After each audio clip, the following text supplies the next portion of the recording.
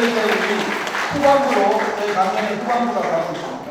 자, 그러면은 외부적인 우리나라의 혼란의 원인으로는 국힘의 혼란, 방향성의 혼란, 거기에는 국힘 내부의 고의적인 자유민주주의와는 다른 방향으로 가려는 그들의 가장 대표적인 딱지는 자유민주주의 열심히 하는 사람들을 극으로 본다.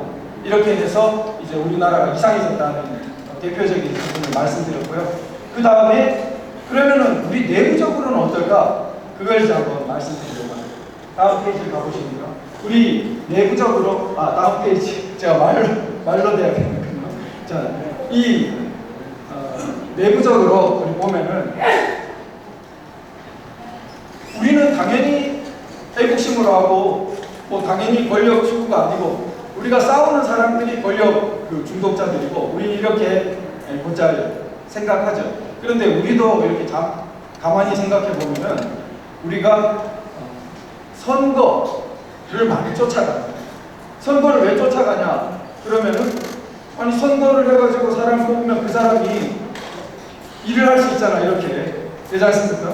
그러니까 권한이 있어야 뭐 일을 하게 되니까 그러면은 권한이 있어야 라고 할 때 저쪽은 자기들은 권력을 추구한다. 자기들도 좋은 일 하기 위해서 권력을 가지려야 한다는 겁니다. 자, 이 차원이 제가 말씀드리고 싶은 거는 크게 다르지 않나 보여요. 즉, 아까 전에 미군과 중공군은 완전히 비대칭이 되어버렸습니다. 왜 그렇죠? 공군이 있었죠. 그러니까 지상군끼리 싸우면은 그야말로 유혈 남자 100병전밖에 안 되는데 공군 플러스 지상군이 되니까 차원이 다르니까 지상군만 있는 쪽을 압도해버렸죠. 그러니까 우리가 만약에 권한을 가지고 좋은 일을 하려고 한다라는 말로만 저들과 대적하려고 하면은 제가 생각할 때는 지상군 대 지상군처럼 된다. 그러면은 우리는 공군에 해당되는 게 뭐가 있나? 우리의 차원이 다른 애국심이 바탕되어줘야 된다는 그런 아마 여기 함께 모이신 분들은 그런 싹을 이미 갖고 계시기 때문에 여기 이렇게 함께 모여서 오늘 이런 내용을 같이 선포할 수 있게 되는 거라고 생각되는데요. 이 애국은 그야말로 내 나라이기 때문에 무조건 애국심이 생기는, 무조건 애국하는 게 좋은 그런 차원이 있습니다. 그런 차원이 있고 그런 차원도 소중합니다. 그런 차원도 동서고금에서 인간의 그냥 본능적인 자기 자신만 챙기는 것보다 높은 단계로 칩니다. 그런데 제가 여기서 오늘 말씀드리고 싶은 애국은 우리나라의 사명을 인식하고 거기서 우러나온 애국. 우리나라의 사명이니까 우리나라 범위를 벗어나겠죠. 그러니까 우리나라의 그 범위를 벗어난 그런 사명, 소위 문명이라고 우리가 말하는 그런 정도의 사명을 갖고 있는 나라, 우리나라의 사명이 있기 때문에 그런 나라를 아끼고 사랑하고 그런 나라를 위해서 애국하려는 그 마음, 그래서 이게 차원이 달라진다는 겁니다. 한번 좀 상세히 보겠습니다. 그러니까 이 마지막 장면을 가보시면요, 결론적인 마지막 장면을 한번 보면은 지금 우리나라가 이렇게 대치되어 있죠. 남한, 북한 이렇게 휴전선 대치되어 있죠. 자, 대치되어 있는데 이게 어떤 대치냐? 이게 소위 많은 사람들이 세계적으로 유명한 대치전선이긴 합니다. 러시아, 우크라이나, 발칸반도, 그 다음에 중동지방, 그 다음에 대만, 그리고 우리나라, 세계적으로 유명한 중동 분쟁 지역이죠. 굉장히 화약고라고 불리는 그러한 대치 지역입니다.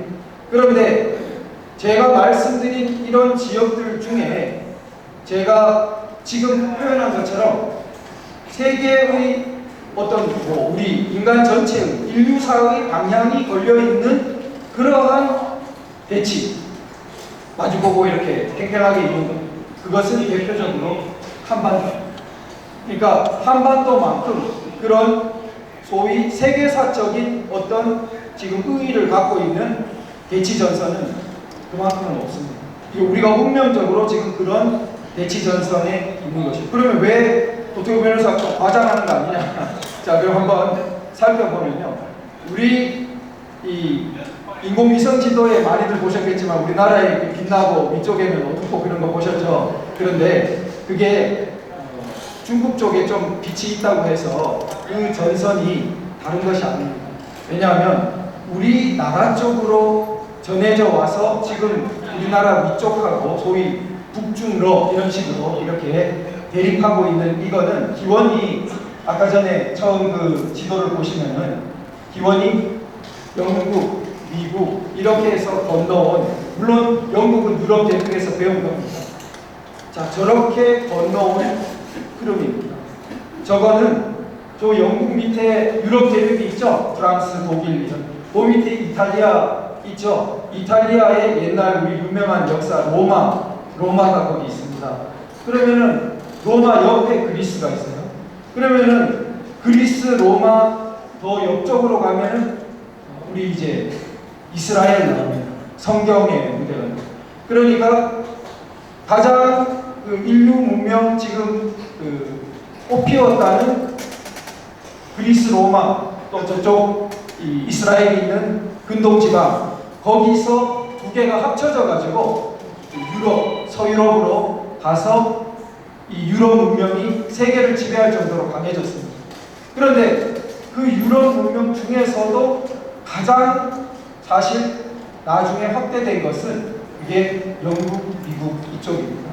자, 그러면은 그러한 가장 전통적인 문명 흐름을 이어받아서 이게 동양에 전해져 있는 기지가 바로 우리 대한민국의 위치입니다. 우리 일본은 비슷한 듯 하지만 저만큼 정통적으로 전해지지 못했습니다. 왜냐하면 이승만 대통령이 그 미국에 아주 발달된 걸 가장 흡수를 잘했고 그 다음에 우리나라에 전해진 기독교 비율이 높아요. 그래서 여러 가지 면에서 서양의 문명의 정수가 우리나라 지금 동양 쪽에서는 우리나라에 옮겨와 있는 것입니다. 자, 그러면은 일종의 서양의 자유문명의 최전방부대가 우리나라라고 볼 수 있습니다. 최전선. 마치 우리 군대 가보면은 최전선에 이렇게 수색부대, 정찰부대 막 이런 정예부대가 있죠. 그 정예부대 같은 위치에 있는 것이 우리나라입니다. 가장 최전선에 놓여 있습니다. 그러면은 이 최전선 넘어가면은 우리가 보면 북한이 문제가 많죠. 근데 이 문제 많은 북한도 뿌리를 가집니다. 자, 문제 많은 북한은 사회주의, 공산주의, 중국, 러시아 이런 데서 왔죠. 근데 중국, 러시아 이런 데는 소위 프랑스 혁명이라는 데서부터 이 급진적으로 막 다 뒤집어엎고 이런 것에 영향을 받아서 확대된 겁니다. 그러니까 저게 동쪽으로 전해질 때마다 조금씩 이게 악화돼요. 그러니까 프랑스에서 독일로 갈 때 보다 사회주의화돼요. 그 다음에 독일에서 러시아, 소련으로 갈 때 보다 더 전체주의처럼 돼요. 중국에 가면 이게 모택동 막 잔인한 이런 거 더 망가지고, 그리고 북한으로 오면은 3대 세습 이건 또 뭐냐 이렇게 가장 엉망이 되는 시기예요. 그러니까 저 프랑스는 이중적입니다. 프랑스 혁명은 영국과 같은 그런 자유민주 이 근대를 여는 속성도 있고, 그 다음에 아주 급진적인 막 사회주의 혁명처럼 그런 사람들 막 죽이고 막 뒤집어 엎고 도덕도 새로 세우겠다 그러고 이런 성격을 같이 갖고 있습니다.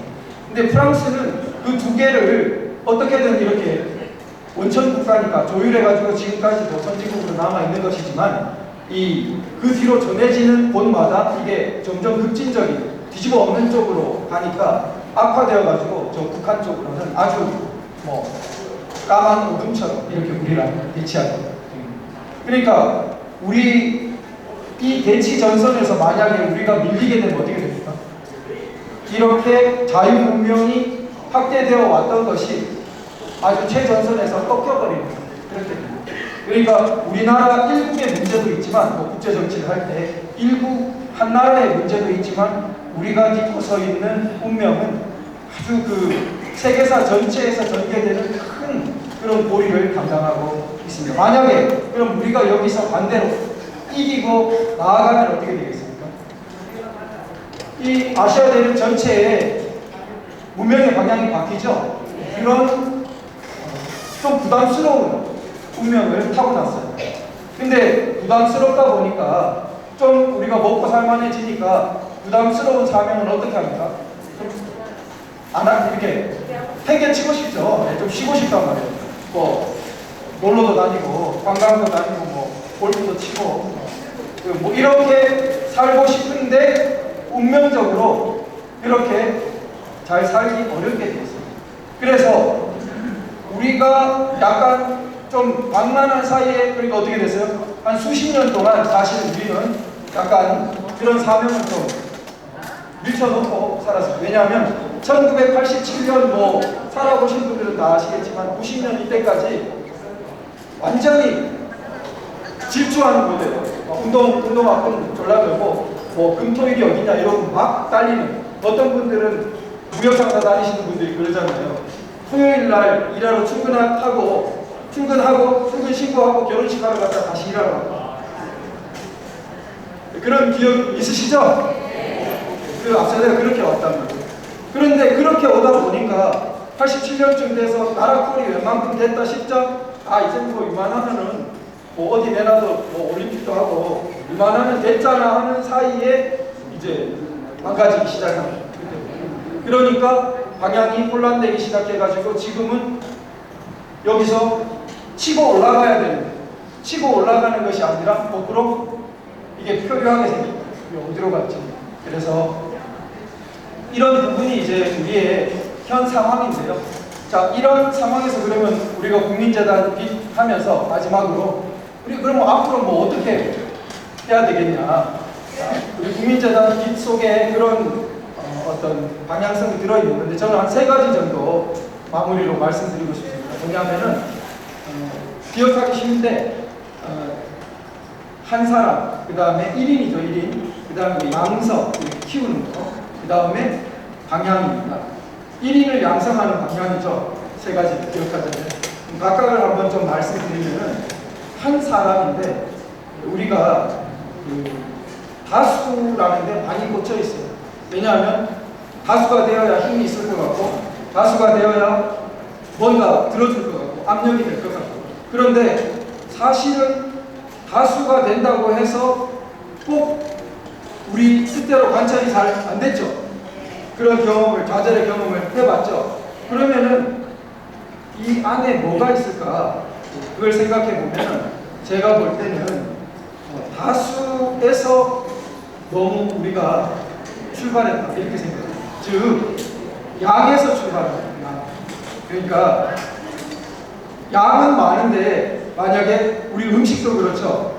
양은 많이 차려져 있는데 만약에 질이 담보가 안 되면은 어떻게 됩니까? 우리가 그 상을 좀 싸구려 취급하죠?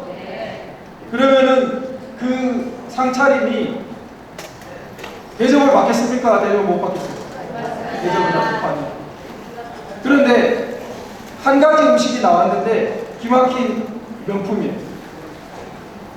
상위에 하나의 음식밖에 없는데 대접을 받습니까? 못 받습니까? 같은 음식.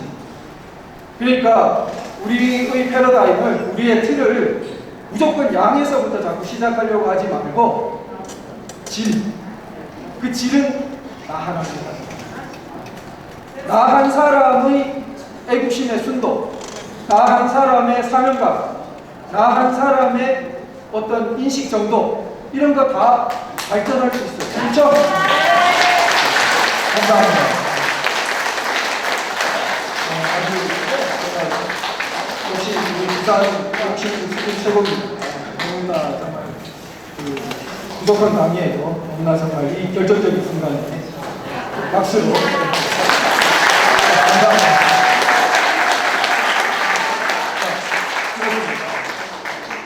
저도 늘 부족하고 늘 발전해야 됩니다. 사람이 죽을 때까지 발전해야지 사람이 언제 완전에 도달하겠어요? 없죠. 그러니까 한 사람의 자기의 그거를 발전시켜 가려는 패러다임을 가지고 그러면은 그 질이 마치 순도가 높아야 핵폭탄이 터집니다. 그러니까 우라늄 농축의 순도가 커져야 아주 미량이지만 그건 핵폭탄의 재료가 되고, 순도가 99.9면은 쓸데없고 99.99면은 터지고, 이런 식이다. 그러니까 우리가 한 사람이라는 각도를 바꿔가지고 우리부터 그걸 높이면 이제 터지게 됩니다. 그 다음에 두 번째는, 이제 우리는 상황이 답답하고 이러니까 막 가가지고 발산하는 쪽에 관심이 많아. 발산하는 쪽. 그러니까 막 댓글에다 욕을 집합하고 이러고 멱살이라도 붙들고 막 보람 받으면 뭐 딱이라도 치고 싶죠. 그런데 발산하지 말라니까. 필요하고 외부적인 그런 액션 필요한데, 우리가 조금 더 중시해야 되는 게 있어요. 예전보다. 그게 뭐냐면은 키우는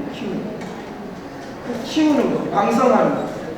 키우는 것에 만약에 초점을 안 둬보세요. 지금 우리 청년 얼마나 소중합니까? 소중하죠? 청년 양성에, 만약에 청년을 키우는데 우리가 관심을 많이 기울이지 않고 외적으로 막 싸우다 보면은, 그럼 다음에 누가 그걸 바탕을 이어가겠어요? 이어갈 수가 없죠. 그리고 말씀하신 것처럼 우리의 에너지도 마찬가지예요. 이 재단은 그래서 어떻습니까? 재단 돈은 남아있죠. 재단 돈은 원금은 남아있습니다. 그게 바로 우리가 키우는 원리하고 같습니다. 우리가 답답해 보여도 뭐 10억 돈을 쓰면 큰 사업 할 수 있을 것 같지만, 그러면 그 10억은 없어져 버리죠. 그런 틀이 아니고, 지금 이 재단이 아니라, 혹은 이 재단을 더 크게 우리 목표처럼 100만 명이 해서 1,500억 원의 큰 집을 지어 놓으면, 그러면 그거는 우리의 계속된 이게 밑거름이 되어가지고 우리를 이렇게 양성하는 모델, 그렇게 이제 우리 관점을 좀 바꾸자, 그런 게 있고요. 양성을 중시하고.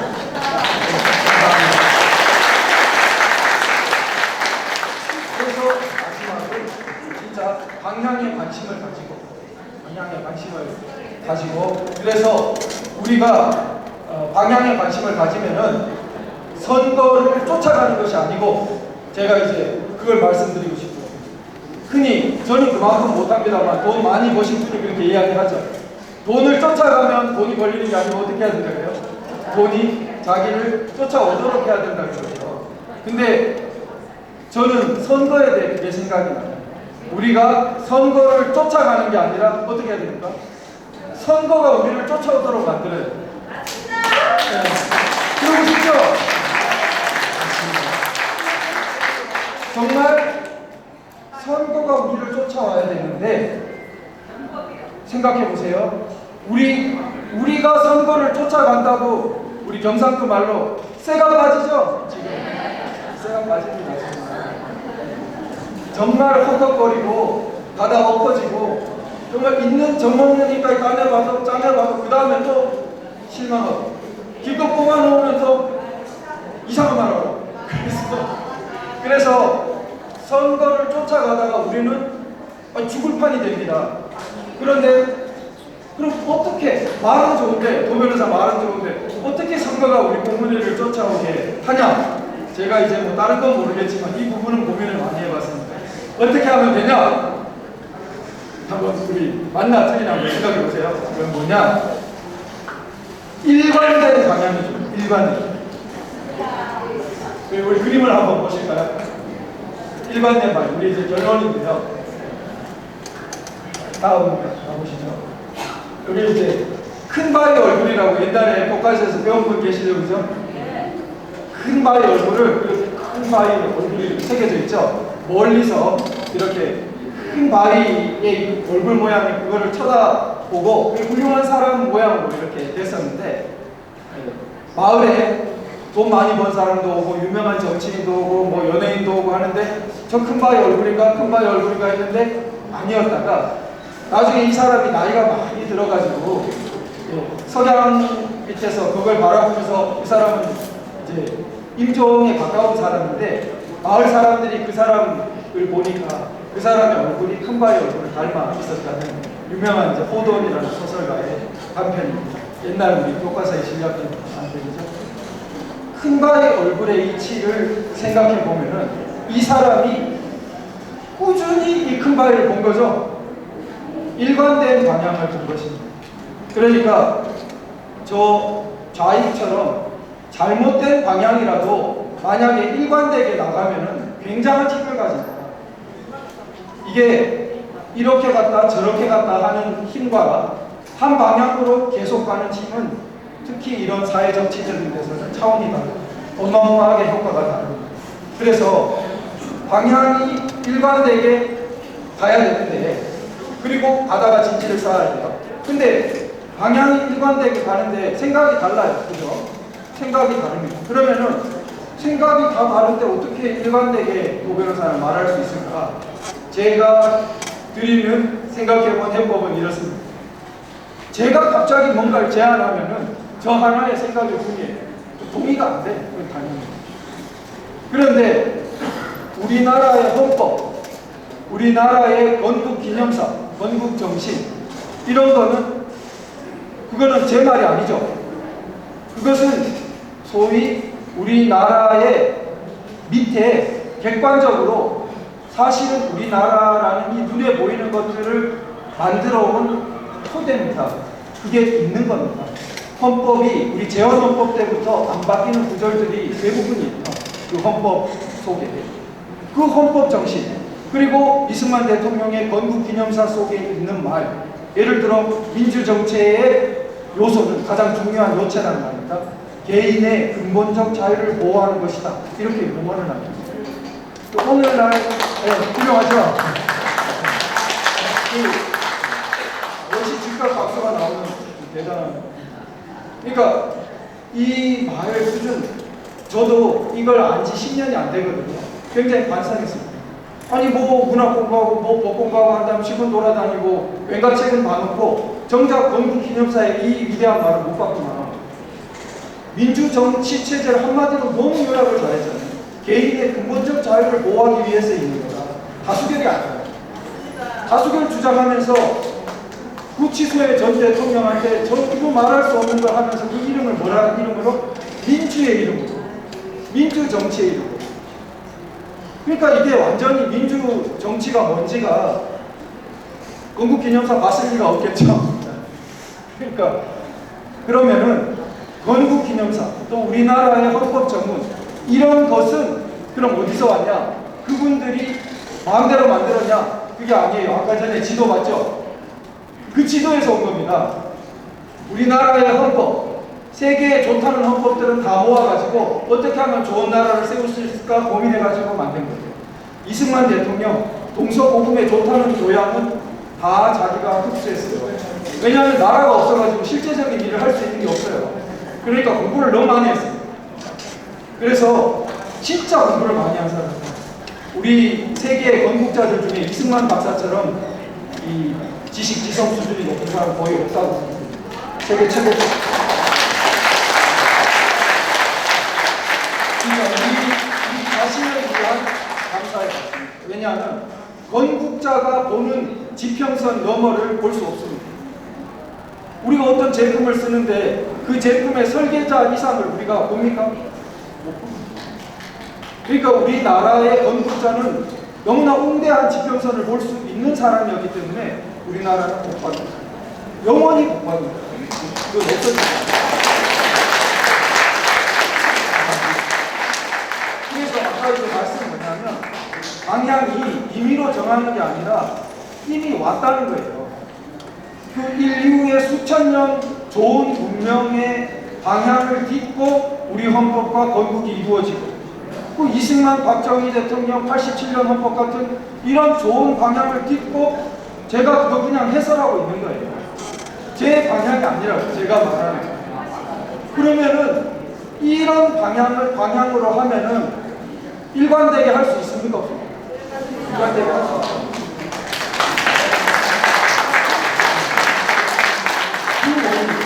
그러니까 이미 이만큼 방향을 잡아놨기 때문에 그 방향이 뭔지만 잘 체크하면은 우리는 방향을 잃지 않고 일관된 방향으로 나아갈 수 있어요. 그러면 일관된 방향으로 나아가면서 진지를 만들고 또 나아가고 하면은 아까 전에 큰바위 얼굴처럼 반드시 승리해요.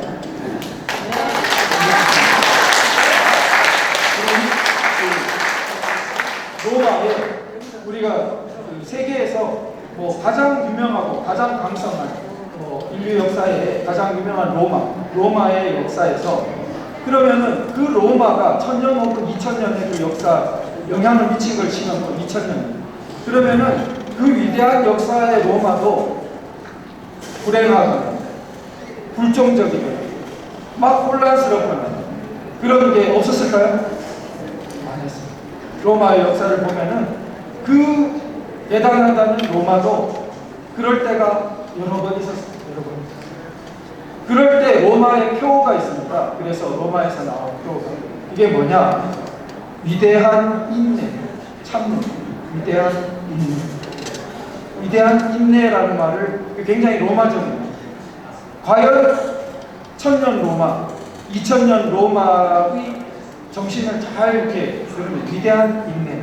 그래 우리가 위대한 인내하고 반대는 죽을 듯 하면 안 돼요. 그죠? 죽을 듯 하면 안 되고 이 일관된 방향에서 이재명이 뭔 짓을 하건 특검이 뭔 짓을 하건 우리는 이 위대한 인내를 가지고 그 굵은 방향성에 우리가 이미 거인의 위에 놓여 있습니다. 우리는 이미 거인의 어깨 위에 올라타 있어요. 그래서 그 방향을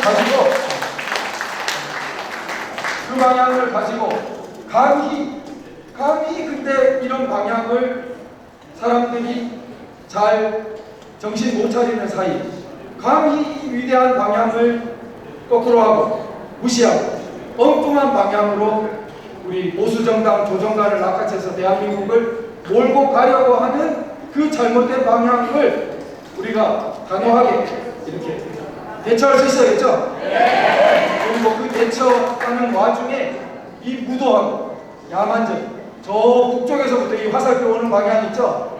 그 이 무도한 방향을 반드시 물리치고 밝은 빛의 방향이 반드시 승리해서 위대한 우리나라의 역사를 쓰도록 우리 함께 우리 오늘 주기드리겠습니다. 감사합니다.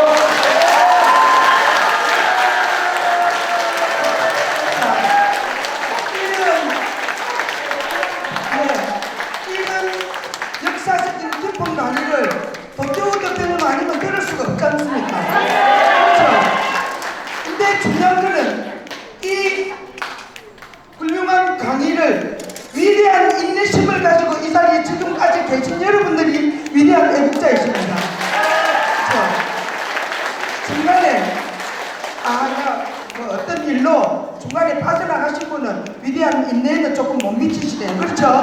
자, 이 자리에 계신 여러분들이 위대한 인내심을 가진 위대한 애국자이십니다.